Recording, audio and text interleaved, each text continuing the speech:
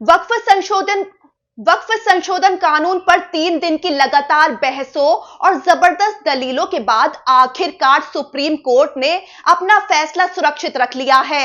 इसी के साथ आखिरी दिन यानी तीसरे दिन हुई सुनवाई में सिर्फ कानून की बात नहीं हुई।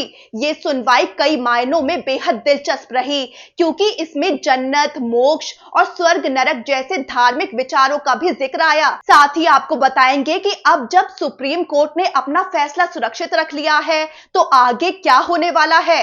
अब जरा पहले आपको ये समझाते हैं कि कोर्ट में तीसरे दिन क्या क्या हुआ और 3 दिन लगातार हुई सुनवाई में क्या बड़ी बातें रही। तो चीफ जस्टिस बी.आर. गवई और जस्टिस मसी की बेंच इस पूरे मामले की सुनवाई कर रही है। दरअसल दर्जनों याचिकाओं में इस नए संशोधित वक्फ कानून को चुनौती दी गई, लेकिन फिलहाल सुप्रीम कोर्ट इनमें से सिर्फ 5 याचिकाओं को आधार बनाकर सुनवाई कर रहा है, जिनमें से प्रमुख याचिकाकर्ता कांग्रेस सांसद मोहम्मद जावेद और एआईएमआईएम प्रमुख असदुद्दीन ओवैसी हैं। 3 दिन की सुनवाई में कोर्ट के अंदर जबरदस्त ड्रामा देखने को मिला, जहां केंद्र सरकार की तरफ से सॉलिसिटर जनरल तुषार मेहता ने कानून का बचाव किया, वहीं याचिकाकर्ताओं की तरफ से कपिल सिब्बल, अभिषेक मनु सिंघवी, राजीव धवन जैसे दिग्गज वकील मैदान में उतरे। अब कोर्ट में क्या क्या हुआ और पूरे देश को सोचने पर मजबूर कर गया।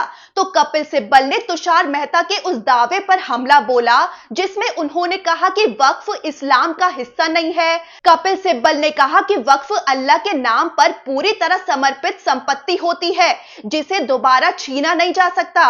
इसी पर बात निकली जन्नत और मोक्ष की। CJI B R. गवई ने कपिल सिब्बल को टोका और पूछा कि हिंदू धर्म में जैसे मोक्ष होता है, वैसे ही क्या इस्लाम में भी जन्नत पाने के लिए ऐसा समर्पण होता है। कपिल सिब्बल ने इस पर सहमति जता दी, लेकिन इस पर जस्टिस मसी हंस पड़े और मजाकिया लहजे में बोले कि हर कोई जन्नत जाना चाहता है, भले ही वो हकीकत में हो या नहीं। इसके बाद याचिकाकर्ताओं की ओर से वकील राजीव धवन ने मोर्चा संभाला।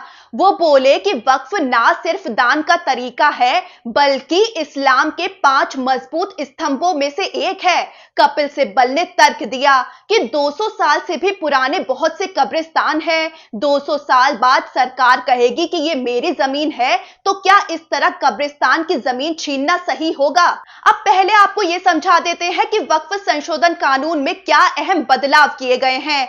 तो पहला, वक्फ की परिभाषा से यूजर क्रिएटेड वक्फ को हटा दिया गया है, यानी इसका मतलब ये है कि वो ऐतिहासिक मस्जिदें, कब्रिस्तान और दान में दी गई संपत्तियां जिनके पास औपचारिक दस्तावेज नहीं है, अब वक्फ की परिभाषा से बाहर हो सकती हैं। दूसरा, गैर मुस्लिम सदस्यों को वक्फ बोर्ड में शामिल करने की बात भी विवाद का मुद्दा है। याचिकाकर्ताओं का कहना है कि जब हिंदू मंदिरों के ट्रस्टों में गैर हिंदू नहीं होते, तो फिर वक्फ बोर्ड में गैर मुस्लिमों की नियुक्ति मुसलमानों के अधिकारों का उल्लंघन है। और तीसरा है, किसी संपत्ति को वक्फ के लिए दान देने से पहले शख्स पर 5 साल तक इस्लाम मानने की शर्त। इसी को लेकर कोर्ट में सरकार की तरफ से तुषार मेहता और याचिकाकर्ताओं की तरफ से कपिल सिब्बल भिड़ गए। तुषार मेहता ने तर्क दिया कि वक्फ सिर्फ धार्मिक नहीं बल्कि सेकुलर कामों के लिए भी होते हैं, जैसे स्कूल, अस्पताल, समाज सेवा, इसलिए गैर मुस्लिमों को भी बोर्ड में रखा जा सकता है। तुषार मेहता ने यह भी आरोप लगाया कि कुछ लोगों ने वक्फ का इस्तेमाल निजी और सरकारी जमीनों पर अवैध कब्जा करने के लिए किया है,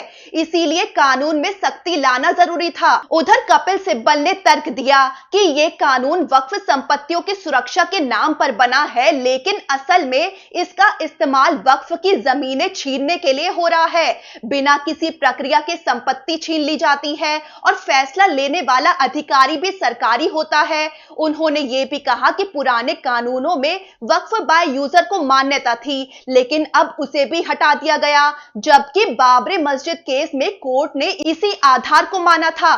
सिब्बल ने वक्फ बोर्ड की नई संरचना पर भी आपत्ति जताई, जहां अब गैर मुस्लिमों की संख्या ज्यादा है, 12 गैर मुस्लिम और सिर्फ 10 मुस्लिम सदस्य, और सभी सरकार के मनोनीत हैं। यहां तक कि बोर्ड का सीईओ भी सरकार नियुक्त करेगी, जो गैर मुस्लिम भी हो सकता है। सिब्बल का आरोप है कि ये सब सिर्फ वक्फ की संपत्तियों पर कब्जे की कोशिश है। अब जब सुप्रीम कोर्ट ने फैसला सुरक्षित रख लिया है, तो नजरें टिक गई हैं कि वक्फ पर क्या फैसला आने वाला है। देखना होगा सुप्रीम कोर्ट क्या तय करता है। क्या वक्फ संशोधन कानून संविधान के तहत जायज है, या फिर क्या इससे मुस्लिम समुदाय के धार्मिक अधिकारों का हनन हो रहा है।